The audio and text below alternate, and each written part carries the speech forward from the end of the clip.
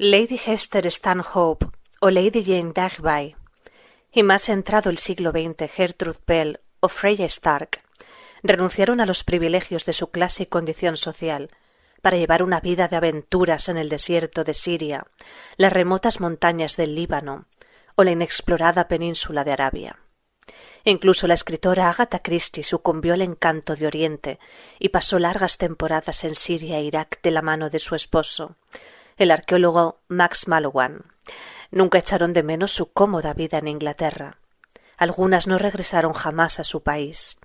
Aprendieron árabe, turco o persa, a montar a caballo, fumar en narguile y a dormir en las tiendas de pelo de cabra bajo las estrellas. Se identificaron plenamente con los beduinos, a los que consideraban los auténticos aristócratas del desierto, hombres nobles y hospitalarios que se regían por un código de honor y no sabían de fronteras. Para los árabes, estas inglesas excéntricas y atolondradas, que viajaban en silla de manos, vestían encorsetados trajes de amazona a más de 40 grados, tomaban el té en sus tazas de porcelana en medio del desierto y se alojaban en tiendas de campaña con bañera incluida, como la señorita Gertrude Bell. Eran un extraño tercer sexo. Nunca representaron para ellos un peligro y por lo general eran invitadas a las tiendas de los jeques y tratadas como hombres honorarios, algo que las halagaba especialmente. Cada una de ellas dejó su huella en las movedizas arenas del desierto o en ciudades como Bagdad, Damasco o El Cairo, donde encontraron su verdadero hogar. Arqueólogas, espías al servicio del Imperio Británico, viajeras románticas, exploradoras, excéntricas y apasionadas, recorrieron un mundo que ya no existe. Nos quedan sus relatos de viaje, sus emotivas cartas, sus hermosas descripciones y fotografías en blanco y negro, para comprender por qué el viaje a Oriente cambió para siempre sus vidas. Que la paz llegue a estas regiones milenarias y fascinantes, que en el pasado cautivaron a tantos espíritus nómadas e inquietos. Hola, bienvenidos y bienvenidas al Soplo de Heket. Yo soy Alasne de Orol y hoy vamos a hablar de la vida de apasionantes mujeres que allá en el siglo XVIII y XIX se aventuraron muchas veces solas a Oriente, a países árabes, y ahí, de una forma bastante desconocida para el público, pues forjaron grandes historias, grandes relatos, aventuras e incluso leyenda. ¿Quieres conocerlas?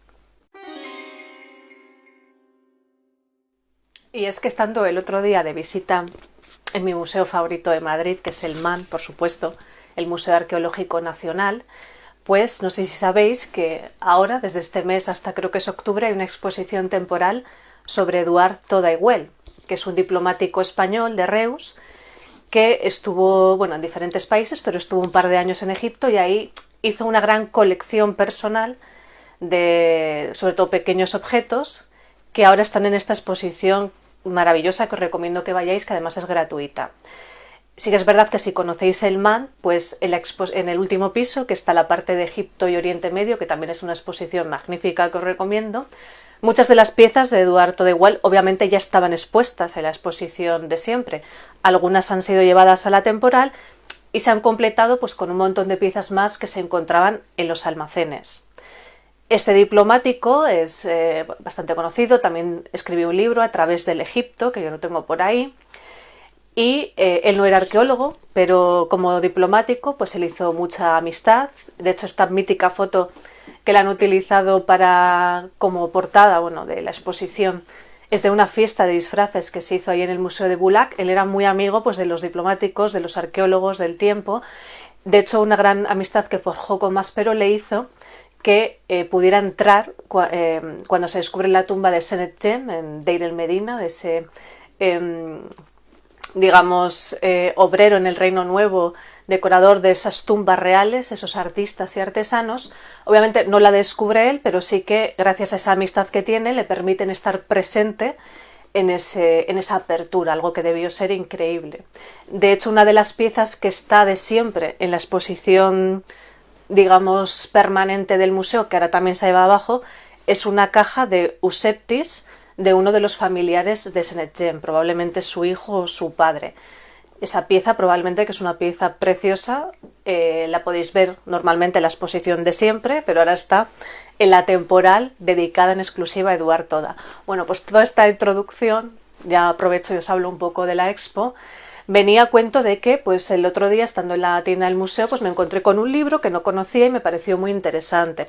Este libro se llama Damas de Oriente, es de Cristina Morató y nos relata la vida de mujeres viajeras, pues que en el siglo XIX, etcétera, viajan a Oriente, a los países árabes, grandes viajeras por los países árabes, y me ha parecido sumamente interesante. Me lo he leído en pocos días, me parece un libro muy muy interesante, sobre todo porque nos acerca la vida, las historias tan increíbles de estas mujeres, a lo mejor muy desconocidas, algunas de ellas quizás para el gran público, y me parecía interesante un poco hablar un poco de ellas a la vez que os recomendaba el libro, y también aprovechar ya a que hablamos de grandes mujeres en Oriente y también en Egipto. De hecho algunas también eran arqueólogas, había de todo, arqueólogas, espías, incluso viajeras, exploradoras, etcétera. Ahora lo vamos a ver. Pues también incluir, aparte de este libro, alguna otra mujer, por ejemplo Amelia Edwards, que no aparece en este libro, pero que es, pues probablemente la conoceréis, hemos hablado de ella bastantes veces, autora del famoso libro 1000 millas Nilo arriba, la fundadora de Egypt Exploration Fund. Y esta mujer, que es una mujer lesbiana, de hecho su tumba, que ahora está en Inglaterra, pues mucha gente de la comunidad LGTBI va a visitarla. Esta mujer, que viaja con su supuesta novia Lucy, a la cual todo el rato la llama L, y otras dos amigas, pues van viajando en una dahabilla, que es una de estas embarcaciones típicas de Egipto, por Egipto. Hablaremos también un poquito de ella. Bueno, y una de las mujeres de las que se habla en este libro es de Lady Hester Stanhope, una mujer bastante importante y la verdad es que su historia es bastante impresionante. Esta mujer, que es conocida como la eremita del Líbano, pero bueno, y como con un montón de sobrenombres más, fue incluso hasta una leyenda, acabó sus días en una especie de convento en las montañas del Líbano, un palacio llamado Houn, que os pondré alguna foto. Pues cuando llega ya más o menos con 47 años, vamos a ver que es una edad más o menos que comparten algunas de estas mujeres, es decir, ya con una edad, una mujer con una cierta madurez, pues cuando llega a vivir como una eremita, con sus sirvientes obviamente, a esas montañas del Líbano, que nos imaginamos pues lo increíble de ese lugar, como tuvo que ser, ahí fumando en narguile y con sus túnicas, etcétera, pues ya era una leyenda. ¿Por qué? Porque esta mujer fue la primera europea en entrar en Palmira, y no entró de cualquier manera. Nos narran que entró de una manera triunfal, llegó a través del peligroso desierto después de días con camellos, con un séquito de beduinos, y entró de una manera triunfal, donde la gente local la estaba esperando, con cánticos, con gritos, con mujeres danzando, con un niño que le puso una corona en cuanto atravesó la puerta. Es decir, algo que debió ser espectacular, ya que ella se sentía muy identificada espiritualmente con la famosa reina Zenobia de Palmira, esta Zenobia de Palmira que se enfrentó al Imperio Romano, y que a la vez Zenobia de Palmira también se creía descendiente de la propia Cleopatra VII. Pues Lady Hester Stanhope, que era inglesa, era sobrina del primer ministro, era la sobrina favorita, y es una mujer que siempre destacó porque siempre decía su tío que en caso de ser hombre hubiese sido una grandísima política, una gran general, una gran líder, tenía ese espíritu de héroe, de heroína. Ella se sentía más cómoda siempre entre hombres, es decir, luego incluso va a vivir con su tío, que vivía entre un castillo y el número 10 de Downing Street, como hoy en día. Y esta mujer, pues, que siempre había querido, y de hecho a veces rechazaba esa condición de mujer, de esa vida aburrida destinada a las mujeres de su época, y a lo que quería era una vida de aventuras. He sido coronada reina del desierto, bajo el arco triunfal de Palmira. Nada ha tenido tanto éxito como esta jornada, que parecía ser tan peligrosa. Todos me rindieron homenaje. Si quisiera, podría ir ahora mismo a la Meca sola. No tengo nada que temer. Pronto contaré con tantos nombres como Apolo. Soy el sol, la estrella, la perla, el león, la luz del cielo, y la reina. Pues se acabó convirtiendo en la primera mujer europea en entrar en Palmira y entrar de esa forma tan espectacular como una actual, bueno, más actual en la época, reina de Zenobia, a la que admiraba, la reina Zenobia de Palmira, y se convirtió en una leyenda. Había muchas leyendas sobre su figura. Tras las leyendas de los locales se decía que viajaba a lomos de su caballo. Ella era una grandísima amazona, eso es verdad. Con libros sagrados, con mapas de tesoros, con hierbas mágicas que convertían las piedras en oro. Bueno, todas esas cosas legendarias se decían como de ella, de esta reina blanca, de esta reina de los árabes, que fue recibida como una reina, esa primera mujer europea que llegó a través del desierto con esa peligrosidad y llegó de esa forma tan triunfante en Palmira. Ahí, por supuesto, nos dice, iba con su gran amigo, el doctor Merion, que la va a acompañar durante pues gran parte de su vida en esta aventura oriental. Pues dice que cuando llegan a Palmira de esa manera triunfal, con las bailarinas, con miles de personas recibiéndola, con un niño poniéndola una corona al atravesar la puerta, pues que también luego se dieron cuenta de que era peligroso porque había otra tribu beduina que pensaban que iban a robar tesoros, que les perseguían, entonces se dieron cuenta que tenían que salir pronto, aprovecharon para visitar las ruinas y allí dejaron evidentemente sus nombres, esa cosa que obviamente ya no se puede hacer porque se destruyen los monumentos, pero que en el siglo XIX lo vemos tan típico. En Egipto también vemos todos esos grafitis de nombres en un montón de templos, en el Ramesseum, etcétera, como esos viajeros del siglo XIX les encantaba dejar sus nombres. Entonces, pues también ahí dejó Lady Hester en Palmira y con su amigo Merion su nombre tras entrar triunfal en ese momento en Palmira. Bueno, y después de todo esto, a sus 47 años, ya con su madurez, es cuando decide tener una vida retirada en las montañas, se va al Líbano y en esa espectacular casa, obviamente con su séquito y sus sirvientes, se va a vivir el resto de sus días como una auténtica eremita. La conoce también como la monja del Líbano o la eremita del Líbano. Y pasa ya sus últimos días allí con su corte, fumando en narguile, con sus, me imagino, le encantaba luego vestirse a la oriental, hasta que al final muere, y su muerte es un poco triste porque dicen que ella acabó ya, sabía que iba a morir, a su gran amigo Merion, que era doctor, le había mandado ya que fuese a Inglaterra, a sus sirvientes les había dicho ya que iba a morir, de hecho les dijo mañana ya no estaré, y acabó pues muerta, como dicen, llena de harapos y con un montón de gatos. Su sobrina, años después, quiso ir a visitar esa casa en las montañas en el Líbano para ver si quedaba algo, y ya pues obviamente ya no quedaba nada, solamente el lugar, que es un lugar espectacular en las montañas, pero nada queda ya de esa casa donde Stanhope, esta viajera exploradora, que formó su propia leyenda ahí en Oriente, pasó sus últimos días. No era una excéntrica como muchos decían, sino una mujer iluminada, de alta cuna, muy culta, gran estadista y en ocasiones una especie de Circe. Siempre se las ingeniaba, aun en los momentos más difíciles, para esparcir a su alrededor una mágica ilusión que cautivaba a quien la conocía. Y de Lady Hester Stanhope nos vamos a otro personaje que a mí pues también me ha gustado especialmente, que es Lady Jane Digby. Esta mujer, que muchos la consideran como una digna heredera de Stanhope por tener una vida colmada de aventura, una auténtica aventurera, pues nació también en Inglaterra. Es una niña que destacó, hablaba 9 idiomas a la perfección, tenía su faceta artística, es decir, era una mujer inteligente, muy culta y talentosa. Obviamente acabó también hablando árabe a la perfección. Lady Jane destaca un poco pues, por su vida amorosa. De hecho, se la ha tildado muchas veces en su época como una vida un poco escandalosa, promiscua, etc. Y es que Lady Jane pues se casa muy jovencita, pues lo típico, un matrimonio más o menos concertado, es madre muy joven, se casa, durante su vida se va a casar 4 veces, va a tener 4 maridos.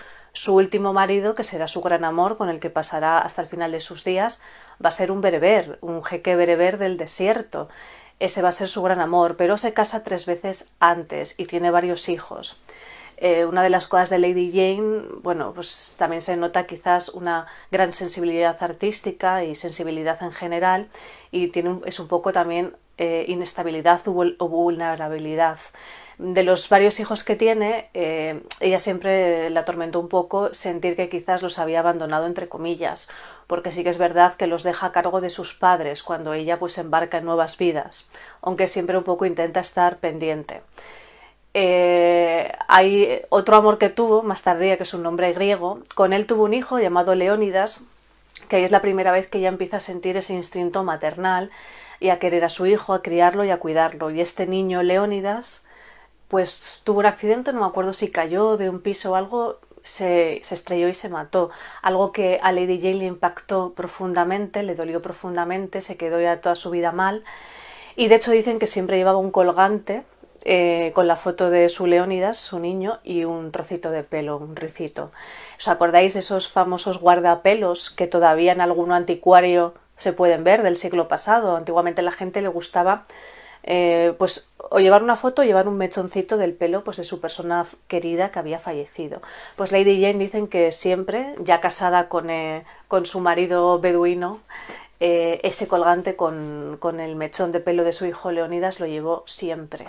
Cuando se casa con Abdul Medwell, que es su último marido, su amor, el beduino, pues ella ya tiene 46 años. Fijaos, esto me recuerda a lo que os decía antes, cuando Hester Stanhope ya se retira a las montañas como eremita, que tiene 47 años después de haber forjado su leyenda.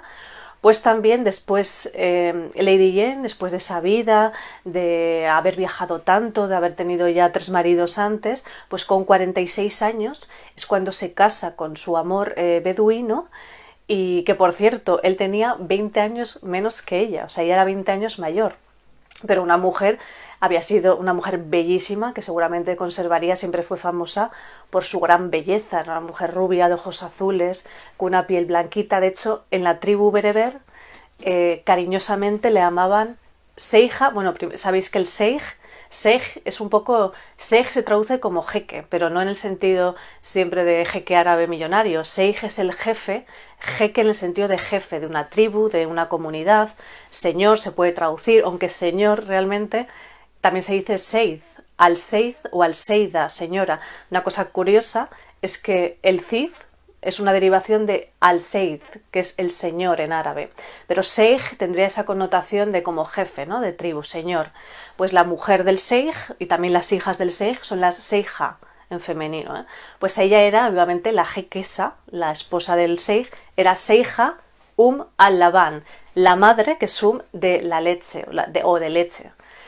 Sabemos que los árabes utilizan siempre el delante, que es como madre de, como para agrandar algo. Pues por ejemplo el Corán es al-Kitab, la madre de los libros. Pues a ella le llamaban al-Laban, que es la madre de la leche, bueno, la madre de leche, porque era por su tono blanco de piel.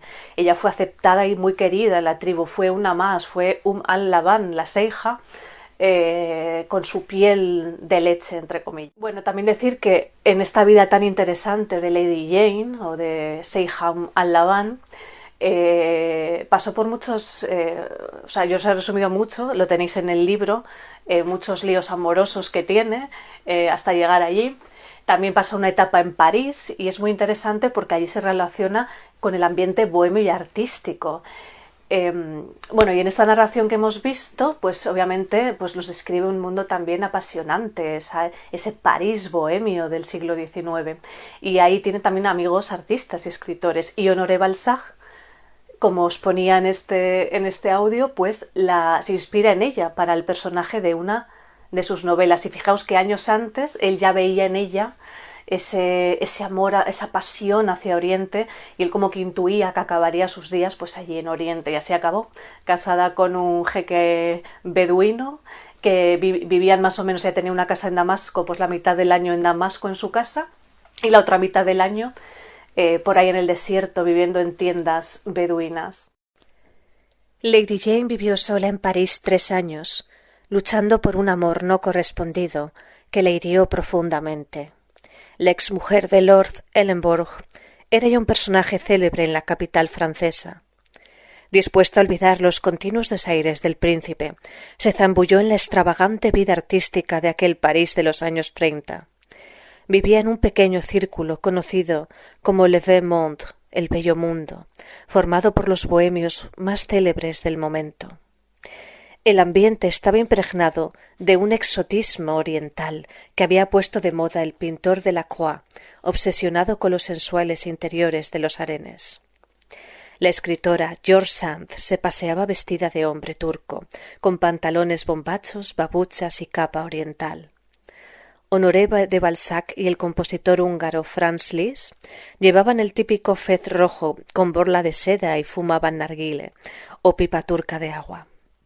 En aquellos años locos Jane conoció al legendario líder argelino Abdel Kader, con el que volvería a encontrarse 30 años más tarde en Damasco, siendo él un honorable exiliado y ella la esposa de un jefe de la tribu de los Mezraf. Honoré Balzac había conocido a Lady Jane en París en 1831 y admiraba su espíritu independiente y su fogoso temperamento. Gran conocedor de la psicología femenina, Balzac se inspiró en ella para crear el personaje de Lady Arabella Dudley en El lirio del valle, una de las novelas de la comedia humana, y la describió con estas palabras: su cuerpo no sudaba jamás, aspiraba el fuego de la atmósfera y vivía en el agua.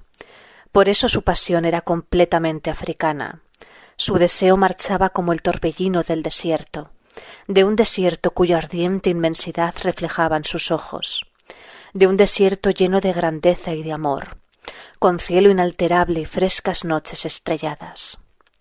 30 años antes de que la entonces baronesa de Bellingen se convirtiera en la esposa de un jefe beduino, Balzac ya intuía que su destino se encontraba en los ardientes desiertos de Oriente.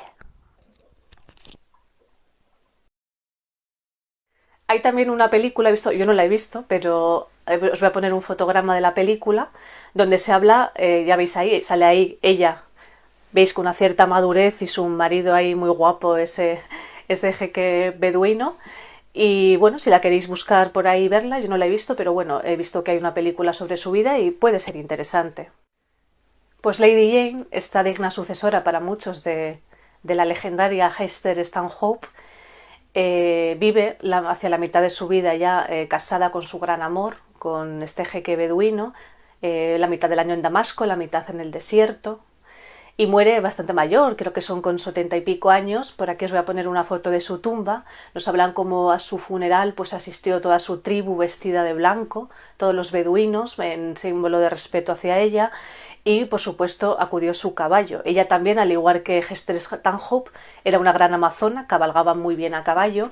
Ella tenía, sabéis que para los beduinos, para los árabes en general, pero para los beduinos el caballo es algo muy importante. Ella tenía su yegua favorita y toda esa corte beduina que asistía a su funeral. Claro, el resto de personas también estarían ahí flipando al verles, pues acudió su marido encima de su gran yegua favorita en homenaje a Lady Jane, que aquí tenemos una foto de su tumba, que está en Damasco. O sea, si pasáis por ahí quizás podéis ir a visitar su tumba. Y que yo, por ejemplo, unas cosas que me pregunto, ese colgante que tenía con el ricito de Leónidas, su hijo, ¿dónde estará? ¿Os imagináis encontrarlo, que alguien se lo quedó, que todavía está en algún sitio? O quizás se enterró con ella, al ser un elemento, un objeto tan preciado para ella, pues a lo mejor quizás se enterró con él. En el libro nos hablan del matrimonio Barton, de Isabel y Richard Barton. Aquí tenemos alguna foto, y luego también se habla de un personaje muy interesante, de otra de estas damas de Oriente, que es Gertrude Bell. Gertrude Bell es una mujer muy interesante, puesto que fue arqueóloga, pero también probablemente fue espía para el Imperio Británico, escritora, etcétera. También hablaba muchos idiomas, viajó por Oriente, una de estas vidas apasionantes. De hecho, a Gertrude Bell muchas veces se la ha comparado con Lawrence de Arabia. Se la ha llamado la Lawrence de Arabia femenina, pero es que incluso Gertrude Bell, cuando Lawrence de Arabia viaja a Oriente, ella ya llevaba muchos años allí con sus hazañas. Y de la Lawrence de Arabia mujer, esta Gertrude Bell, fijaos, o sea, arqueóloga, espía, política, diplomática, fotógrafa, montañera, que algo muy interesante. Pues nos vamos a otra interesante mujer que también compartía muchos rasgos con Gertrude Bell. También era montañera, también fue una gran viajera, hablaba 8 o 9 idiomas, que quería espacio, distancia historia y peligro, y me interesaba el mundo vivo. Que es Freya Stark. Freya Stark, esta mujer, que hemos dicho hablaba también 8, 9 o 10 idiomas, ya desde niña aprendió autodidácticamente, por ejemplo, latín. Desde niña se sintió fascinada cuando leyó Las mil y una noches, que tengo por ahí una versión del libro, y se sintió fascinada por Oriente. Freya Stark, que comparte muchos rasgos también con Gertrude Bell, fue una gran viajera, viajaron solas, por muchísimos viajes de Oriente, hablando idiomas, teniendo vidas apasionantes llenas de aventuras. Freya Stark vivió 100 años. Fue una de las primeras personas no árabes en explorar toda la zona sur de la península arábiga. Creó mapas también, nuevos lugares todavía inexplorados. También fue montañera, como hemos dicho, como Gertrude Bell, es decir, mujeres sumamente interesantes, que han tenido unas vidas llenas de aventura, que han viajado por medio mundo solas. Fijaos, mujeres que en aquella época se aventuraban a ir solas a los países árabes, a Oriente, a explorar por desiertos, exploradoras, arqueólogas, espías, fotógrafas, montañeras. Freya Stark también escribió numerosos libros donde nos habla de muchas de sus grandes aventuras. Y de estas mujeres tan interesantes que yo creo que son mucho menos conocidas para el gran público. Bueno, Gertrude Bell, también hay una película, no sé si es La Rosa del Desierto, bueno, os lo pondré luego por aquí, en la que hace de ella Nicole Kidman. Es decir, sí que sus vidas a veces, obviamente, luego se han llevado a novelas, películas, etcétera, pero sí que es verdad que oímos sus nombres y no nos suenan tanto, cuando son mujeres impresionantes que han tenido unas vidas alucinantes, viajeras, exploradoras, arqueólogas, espías, que se aventuraron solas en el siglo XIX en Oriente. Y de ahí, de estas mujeres, sí que nos vamos a ir, por ejemplo, ahora a una que sí que os va a sonar, a una muchísimo más conocida, que es la famosísima escritora Agatha Christie. A Agatha Christie también la podemos incluir dentro de estas grandes mujeres viajeras por Oriente, ¿no? Agatha Christie, su vida personal es algo bastante curioso, que igual tampoco todo el mundo conoce. Es que Agatha Christie estuvo previamente casada con su primer marido, que era Archie Christie, si mal no recuerdo, del cual, por cierto, conserva su apellido. Bien, pues después de años de matrimonio con su primer marido, llega un momento en el que este marido pues tiene un amante, en algún momento se lo confiesa que tiene un amante y que se quiere divorciar, y Agatha Christie pues entra en un lapsus mental. Esta historia es un poco heavy, pero es real, y es que cuando le comunica que tiene un amante, Agatha Christie en la vida real fingió su propia muerte, o sea, así como lo oís. Creo que dejó alguna nota, abandonó el coche como allí en medio de la nada y desapareció. Nadie más supo de ella. Se alojó en un hotel con un nombre falso y mientras, pues imaginaos la que se montó. Agatha Christie, que ya era una mujer un poco conocida en ese momento, sí que es verdad que ella también tuvo unos inicios difíciles, como todos, es decir, al principio no tuvieron mucho éxito sus escritos hasta que ya fue alcanzando relativo éxito, pero ahí ya lo tenía y claro, tenía muchos amigos, pues también políticos, Arthur Conan Doyle, que era muy amigo suyo, muy amiga suyo. Incluso dicen que le dio un guante suyo, un medium, para intentar encontrarla. Pues imaginaos todo el pueblo movilizado en los medios buscando a Agatha Christie, que había desaparecido.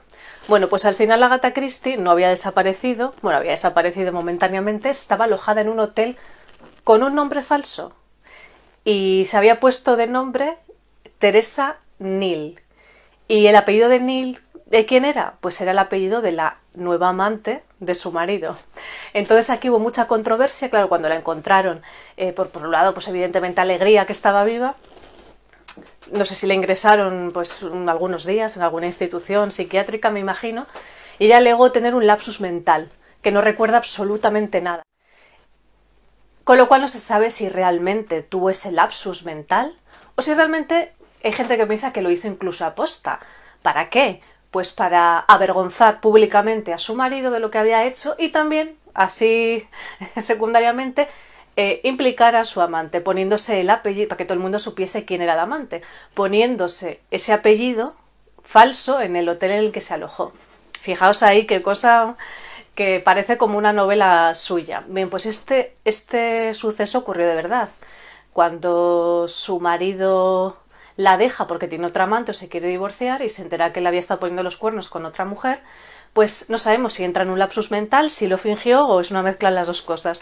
La cuestión es que tras este suceso, Agatha Christie, un tiempo después, conoce a su segundo marido, su gran amor, con el que estará hasta el final de sus días, que es el arqueólogo Max Mallowan.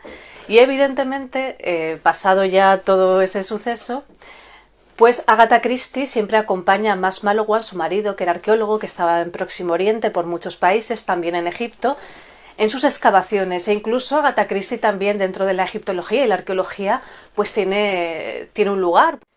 Pues Agatha Christie solía acompañar a su marido Max Mallowan en sus excavaciones por el Próximo Oriente y también le ayudaba en su trabajo. Le ayudaba a limpiar, a catalogar los objetos que encontraban, a hacer fotografía arqueológica. Es decir, era su ayudante, el ayudante de su marido, el arqueólogo Max Mallowan, a la vez que ella, en esos viajes, también por Egipto, pues desarrollaba su actividad artística de escritora. De hecho, por ejemplo, dentro de sus famosas novelas de la reina del crimen, del misterio, de la intriga, que es Agatha Christie, pues por ejemplo Muerte en el Nilo, lo escribió desde un famoso hotel, que si habéis ido a Egipto y habéis pasado por allí por Asuán, os lo habrán dicho, en este hotel estuvo alojada Agatha Christie y aquí supuestamente escribió su novela Muerte en el Nilo, que es un hotel precioso en la zona de Asuán, que es el Ol Katarat. Pues este hotel maravilloso, con mucha historia, es un hotel donde se alojó Agatha Christie y su marido Max Mallowan mientras estaban en Egipto, pues excavando y Agatha Christie escribiendo. Y también es muy curioso, hay un famoso barco que se llama Sudán, que actualmente sigue existiendo, de hecho se coge en Asuán. Y es el barco donde navegaron en su luna de miel Agatha Christie y Max Mallowan por todo el Nilo. Ese barco mítico que se llama Sudán, un poco está como conservado. Está un poco restaurado, pero manteniendo la esencia que tenía en la época en la que Agatha Christie pues navegaba en él. Se coge en Asuán, se llama el Sudán, y bueno, y si sois fans de Agatha Christie y os gustaría embarcaros, pues lo podéis buscar y que sepáis que el barco sigue existiendo hoy en día. Como curiosidad también os diré que en la película de La momia de 1999, La momia 1999, que seguro que todo el mundo ha visto, pues hacen un guiño a este barco, y es que en esta película se hacen muchos guiños egiptológicos, desde la protagonista que se llama Evelyn, haciendo un guiño a Ivy, de hecho es Evelyn Carnahan, un poco que se parece a Carnarvon, y por ejemplo otro de los guiños que sale es que cuando van en un barco por el Nilo, que ahí aparecen los supuestos Medjay, que no son Medjay auténticos, pero que también es un poco un homenaje, hay ahí como una trifulca y acaban en el Nilo todo el mundo. Pues ese barco, si os fijáis, se llama Sudán, y ese es un guiño al barco de Agatha Christie, en el que iba Agatha Christie. Y de la gran Agatha Christie, que por aquí tengo algún libro suyo, este es el de Asesinato en el Orient Express, pues nos vamos a otra mujer de la cual hemos hablado un poquito al principio del vídeo, que no aparece en el libro, en el de Damas de Oriente no aparece, pero que es una mujer mítica, también relacionada con estas viajeras del siglo XIX, por países árabes, por Oriente, y que también tiene relación con el mundo de la arqueología y de la egiptología, que es Amelia Edwards. Amelia Edwards, autora de este famoso libro que es 1000 millas Nilo arriba, donde nos narra un poco sus aventuras, peripecias de este viaje por Egipto junto a esta posible pareja que es Lucy O.L. y otras dos amigas, como hemos dicho. Amelia Edwards probablemente era una mujer lesbiana, de hecho su pareja principal, o sea tiene varias parejas, no sería Lucy sino es otra mujer llamada Helen, que es una artista algo mayor que ella, que creo que es con la que está cerca enterrada en el cementerio de Bristol. En el cementerio de Bristol, si vais, está la tumba de Amelia Edwards, esta tumba tan egiptizante, podríamos decir, con un ángel gigante y con un obelisco, es la tumba de Amelia Edwards. Amelia fundó la Egypt Exploration Fund, que luego sería la Egypt Exploration Society, y bueno, desde ese viaje a Egipto se quedó absolutamente prendada, enamorada del país, como nos pasa a tantos viajeros cuando vamos allí por primera vez, y desde entonces dedicó gran parte de su vida a Egipto. Bueno, espero que os haya gustado el vídeo sobre las apasionantes vidas de estas mujeres, de estas damas de Oriente. No olvides darle un like para que este vídeo pueda llegar a más gente, suscribirte si no estás suscrito y darle a la campanita para que así YouTube te llegue una notificación cada vez que suba vídeo nuevo. Comentarme aquí abajo lo que quieras y nos vemos muy pronto en un próximo vídeo.